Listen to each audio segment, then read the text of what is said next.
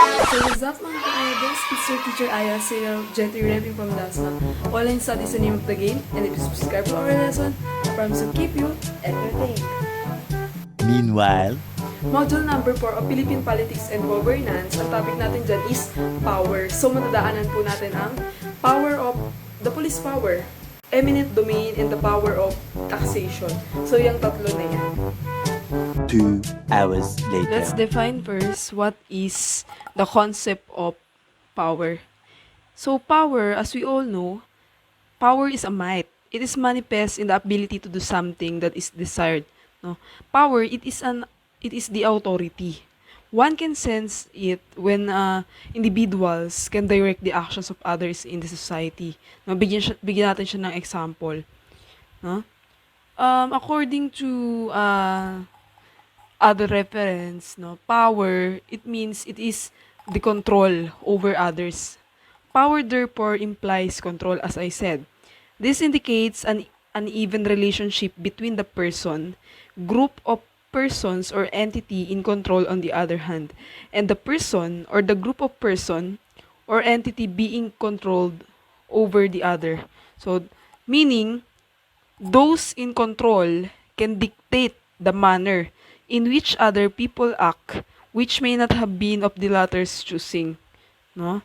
Meaning, power, it is legitimate. No? It is real, based on the law. No? Power involves also kung sino yung nasa posisyon. Siyempre, kung sino yung nasa posisyon, siya yung merong kapangyarihan. Siya yung merong authority, no? To impose rules, to impose policies. But the question is, how power is exercised? No? Meron tayong tatlong characteristics, no? How is power being exercised? So the first one, power as a decision making. So syempre power, meron yung kalakip na pagdesisyon, no? The exercise of power often involves decision making, no? Sa kahit anong organisasyon kayo tumingin, no, ang mga leaders under those organizations are empowered to make decisions for planning. Example natin, in the Philippines, all the departments of government make decisions. No, the executive department, the president, the vice president, the cabinet members, the legislative, including the senators, the House of Representatives, justices, and judges, exercise power by promulgating decisions which settle controversies. No?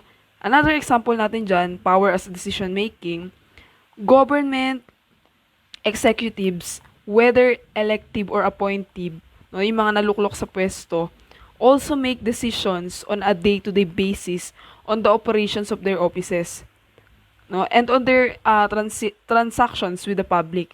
So, everything in power, there's decision making, no?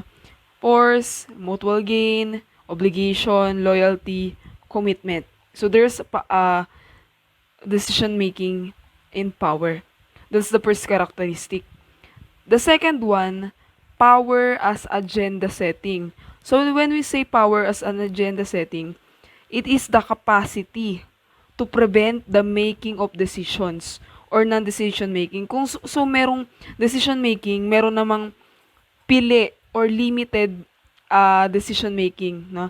If a person dictates or decides the agenda in a group, unwanted issues or suggestions will not be discussed. So pili lang nila yung madidiscuss within the agenda, no?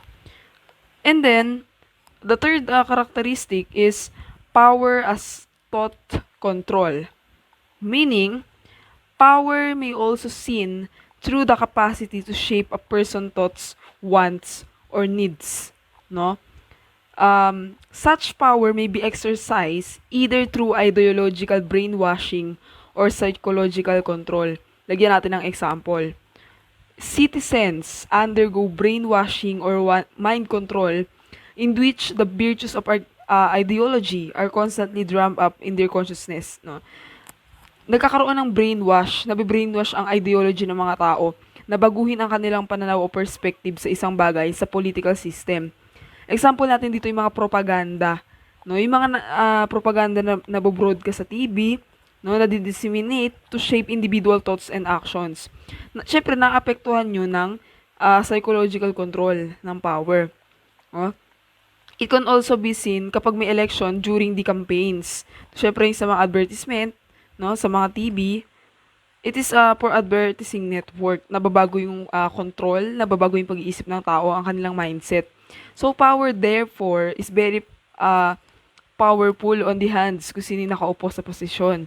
So, that's the three characteristic of power on how it is being exercised. Now, let's move on to the three inherent powers of the state. So, according to the Constitution, these three powers, such as the police power, eminent domain, and taxation, these are automatic. Hindi na kailangan ng kung ano-ano pang acts or batas, no? Because it is automatic and written in the Constitution. So, it is definitely automatic anytime, anywhere, no? Police power, eminent domain, and taxation. And these rights or these powers of the state, no, maaari nyo siyang masay sa Constitution. No? Meron siya dong mismong nakasulat doon, especially in the Bill of Rights under the 1987 Philippine Constitution. There's the three automatic or indispensable powers of the state. Let's start with the first power, which is the police power. Police power is defined as the power inherent in the state to regulate liberty and property for the promotion of the general welfare. So definitely, police power kailangan to for the security and protection of the people, the general welfare. Police power is the most pervasive, the least limitable, and the most demanding of the three powers. Kasi nga, it involves security and protection of the people. It is very needed in the society. And it is full control. No, depende na lang kung magkakaroon ng suspension, no, sa police power. And the justification of police power is found in the Latin maxims. Sabi nila ng Latin maxims, salus populi suprema lex, which means the welfare of the people is the supreme law. No? Yun yung according sa Latin maxims. And I'll give you a example. So makikita nyo dito, PNP, Philippine National Police, no? Yan yung nagtatalaga or ang merong katungkulan or authority pagdating sa police power. So bibigyan ko kayo ngayon ng example ng police power. So maaari natin makita ang police power when it comes to the lands, no? Meron tayo ditong provision, halimbawa, sa mga subdivision or housing, no? Police power is used to protect subdivision housing and condominium unit buyers from unscrupulous developers, realtors, and sellers. So, ginagamit ang police power or ang kapangyarihan ng mga kapulisan, no, to defend or protect the rights, no, para hindi magkaroon ng violation pagdating sa mga contracts. So, syempre, nandiyan ang batas. Kailangan ng police power for protection. Second example na ibibigay ko po sa inyo, the right of the state to regulate medical education as an exercise of police power, which is recognized by the Supreme Court. What does it mean? No? Supreme Court, syempre meron siyang kapangyarihan na ang every citizen, no, merong rights ang tayo mga citizen in the Philippines to select a profession or course of study subject to fair, reasonable, and equitable admission and academic requirements, no? Nevertheless, no, syempre kung gagamitin natin sa kasamaan yung pinag-aralan natin, for example nga medical education, police power can be exercised to regulate the safeguard health, morals, peace, education, order, safety, and the general welfare of the people. Basta laging involve yung general welfare ng people o yung kapakanan ng mga tao. Syempre, to protect the public from the potentially deadly consequences of incompetence and ignorance. No? Yung mga medical student nagtitake. No, meron silang negligence or ignorance of their duty. And another example natin police power, even the privilege of bearing guns sa pagkakaroon ng baril, no, may be subject to police power. Kailangan syempre may lisensya ang baril. The license to carry a firearm is neither a property nor a property right. Neither does it create a vested right.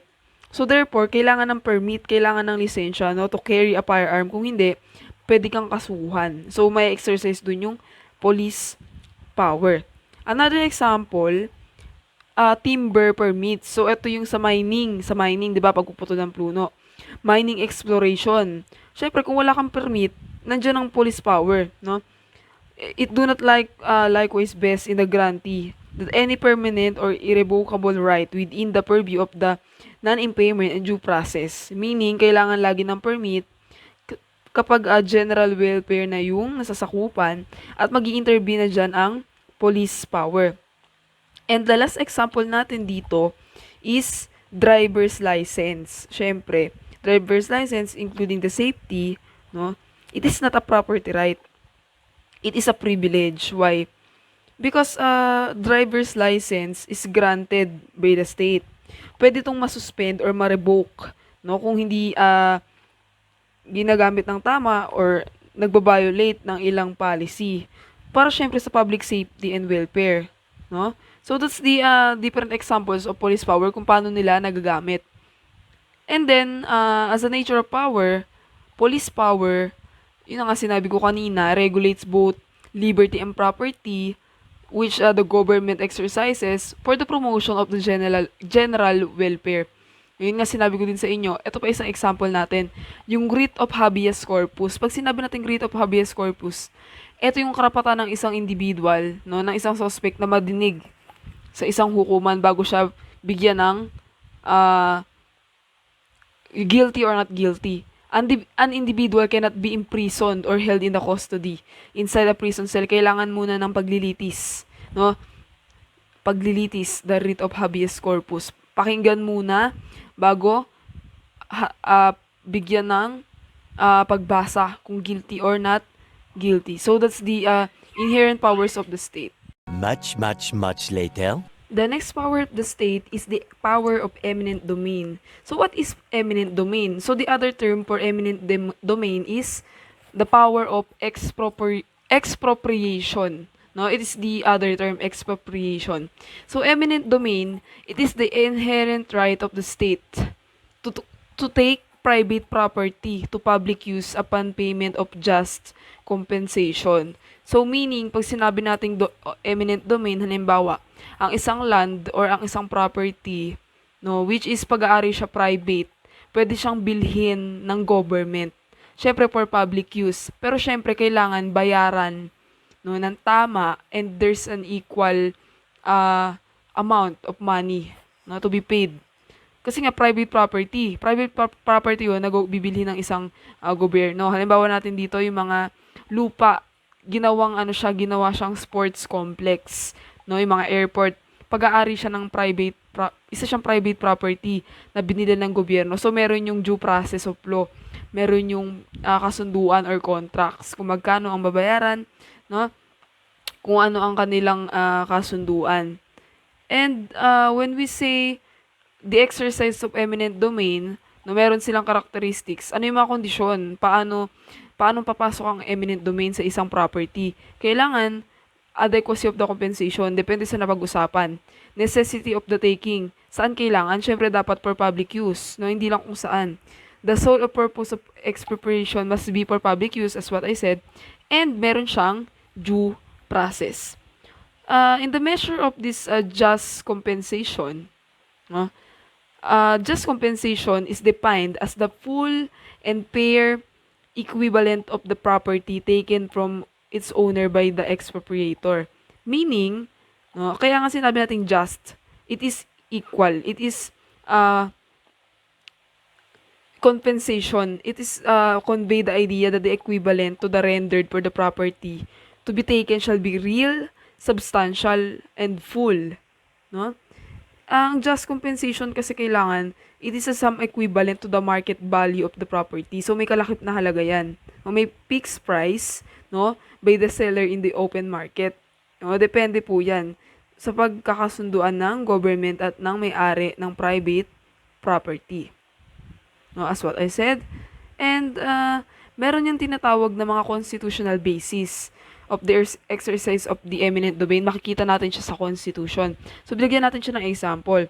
Isa first constitutional basis na masasayit nyo ang pag-exercise ng eminent domain na nasa batas siya is in the section 1 of the article 3 of the 1987 Constitution, which is the Bill of Rights, which states that no person shall be deprived of life, liberty, or property without due process of law, nor shall any person be denied the equal protection of the law. Meaning, hindi basta-basta pwedeng kunin niya ng government, no? Nagagamitin lang kung saang bagay. Pero syempre, dapat meron niyang tinatawag natin na due process. May process yan, pag-uusapan, as what I said earlier. And the second one, also in the section 9 of the same article of Bill of Rights, also provides that private property shall not be taken for public use without just compensation. So obviously, there's equality. And according to Article 13, no, when it comes to agricultural land, Section 4, no, pagdating kasi mga lupain kasi ang pinag-uusapan dyan pati industries. So, ang mga natirang compensation ng agricultural lands tsaka vital industries, as our example, syempre, hindi lang naman lahat yan pag-aari ng gobyerno. Meron yung pag-aari ng private individuals. Meron silang kasunduan doon. So, lupa, halimbawa, gagawing daan, public highways. Yung daan na yun, masasagasaan yung bahay, no, or yung any property. So, ang nangyayari niyan, magkakaroon ng kasunduan yung government at yung may-ari, no, na etong daan na to is gagawin siyang highway, no? So, may karapatan ng gobyerno, no? Pero syempre, babayaran sila through just compensation. And then, also, it is literal and liberal meaning of public use, no? There has been a shift from literal to a broader interpretation of public purpose or public use, for which the power of eminent domain may be exercised. So, ayan, nakikita natin old concept. Kung ang old concept natin, pag sinabi natin public use, lagi na lang naisip, it is more on public works, kagaya ng roads, bridges, public plazas. No, lagi naman ganyan yung reason pag sa public highways. Before the taking, therefore, could satisfy the constitutional requirement of public use. Pero ngayon, nagbago siya, nagkaroon ng new concept, no? Means public advantage, convenience, or benefit, which tends to contribute to the general welfare and the prosperity of the whole community. So, nandiyan naman infrastruktura, daanan, like a resort complex for tourism or housing project. So, pwede yan. And also, pwede ding mapunta ang agrarian reform, no? Pagdating sa liberation ng tenants and farm workers, no? Yung pag-aari ng lupain, di ba may mga issue dati, no, tungkol sa lupain? So, ang gobyerno, meron silang karapatan na magmay-ari ng private property, pero syempre, under siya ng due process. So, that's the concept and some example of the power of eminent domain. One eternity So, later. the third inherent powers of the state is the power of taxation. So, when we say taxation, it is the power of the state to assess and collect taxes. These taxes are necessary to run the government. So, therefore, taxes are the lifeblood of the nation. So, we are familiar with taxes naman, no? And without taxes, the operation of the government would grind to a halt. So, taxes yan, simula pa nung una, meron na siya. So, bigyan natin ng example, no? During the time of Jesus, when Christ was asked whether taxes should be paid, he said, "Render unto Caesar's what is Caesar's." Indeed, taxes are a certainty, explaining that two things are certain in life, death and taxes. So, nung unang panahon pa man, taxes, meron na siya. So, in our present time, so taxes is very needed, no, on the public use. Sample natin, public highways. Saan ba galing ang pondo pagdating sa public highways? Taxes, sweldo ng mga government employees, schools, education, health, no? It's all about in the taxation. And kung makita nyo, BIR, the Bureau of Internal Revenue, so yun yung logo ng BIR. BIR is the mandated by law. No, yun yung nagko-collect ng taxes, revenue taxes, here in our country, in the Philippines. And then, meron tayong iba't ibang purpose of taxation, saan ba ginagamit, ano yung mga dahilan para saan ang tax. So, unahin na natin dyan ay ang to raise revenue. So, we all know that taxes are imposed and collected to enable the government to pay its debts. Yung mga utang, binabayaran, no? Provide for the defense of the state and promote the general welfare. So, ang sakop ng general welfare, masyadong broad. So, yung taxing power, pwede siyang i-apply kahit saan. So, kagaya ng sinabi ko, dito sa to raise revenue. So, para saan itong raising revenue na ito? Ginagamit ang to raise revenue by the use of tax. Government employees have to be paid. Kailangan ng sahod. Public schools, hospitals, and airports have to serve the public, including the soldiers. When it comes to military, diba, fighting the wars, kailangan nila dyan ng mga weapons and daily supplies. And also when it comes to tourism, sa Philippine embassies, no, kailangan ng opportunities or career needs of Filipino overseas workers, conduct foreign relations. So, without the revenues from taxes, the government would be at a standstill. The government must take care, however, not to overtax the citizen. So, may kaso dyan kapag masyadong mataas yung singil sa taxes ng mga tao, dapat equal lang. Nakadepende sa sahod kung mataas o mababa ang kakaltasing taxes. Otherwise, it would be oppressive and serve as the power to destroy. So, ganun ang to raise revenue, the use of tax on how to use in raise revenue. The second one, the next purpose of taxation is to regulate inimical activities of public welfare. So, marami kasi tayong kind of taxes. Diba? Example natin, income tax sa sahod, real estate tax sa lupa. Meron din tayong tinatawag na sin tax. Sin tax, sample natin dito, cigarettes and alcohol. Because it is harmful effects on humans. So, etong mga sin tax na ito, these are being imposed or these are levied to discourage the consumption of cigarettes and alcohol. Such impositions are made even if the tax collection would not be sizable or the purpose of tax is not the primary consideration but for the public health and for the public or the general welfare. So, ganun. Pati sa mga pagkain, meron tayong tinatawag na VAT or value added tax, no? Pag kumakain sa fast food, sa mga resibo, makikita nyo may VAT, no? So, yun yung mga example natin ng tax. Meron pa yung train law, no? Tax,